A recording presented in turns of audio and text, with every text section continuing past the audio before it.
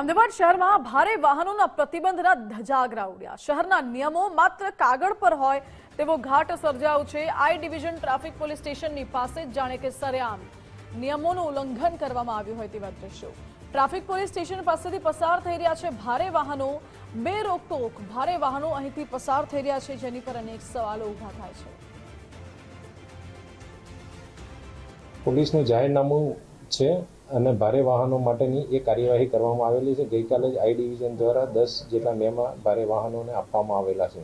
પોલીસની કાર્યવાહી ચાલુ છે અને કરવામાં પણ આવે છે। એ બાબતે અમદાવાદ શહેરમાં ટ્રાફિકની સમસ્યા હલ કરવા માટે એક નિયમ બનાવવામાં આવ્યો છે કે સવારે 9 થી સાંજના 9 સુધી ભારે વાહનો ટ્રાવેલ્સના પ્રતિબંધ લગાવવામાં આવ્યો છે। પરંતુ આપ જોઈ શકો છો દ્રશ્યમાં કે નિયમો માત્ર કાગળ પર હોય તેવું લાગી રહ્યું છે। આ ટ્રાફિક પોલીસ સ્ટેશન વિસ્તાર છે, આ ખાસ અમરાઈવાડી રામોલ ખોખરા વિસ્તારની। ત્યાં પોલીસ સ્ટેશનની બિલકુલ સામેથી જ જે ટ્રાવેલ્સની બસો બેફામ જઈ રહી છે, બે રોકટોક જઈ રહી છે, એટલે કે નિયમોની એસી કે તેસી અહીં જોવા મળી રહી છે। એક તરફ ટ્રાફિકની સમસ્યા અમદાવાદમાં દિવસે ને દિવસે જટિલ સમસ્યા બની રહી છે, તેવામાં માત્ર નિયમો બનાવવામાં આવે છે પરંતુ તેની અમલીકરણ નથી કરવામાં આવતું। આપ જોઈ શકો છો એક બે નહીં પરંતુ જે કેમેરાના દ્રશ્યો જે રીતે જોઈ શકાય છે, અસંખ્ય ટ્રાવેલ્સ અહીંથી દિવસ દરમિયાન નીકળે છે અને લોકો ટ્રાફિકની સમસ્યામાં દિવસે ને દિવસે જોતરાય છે।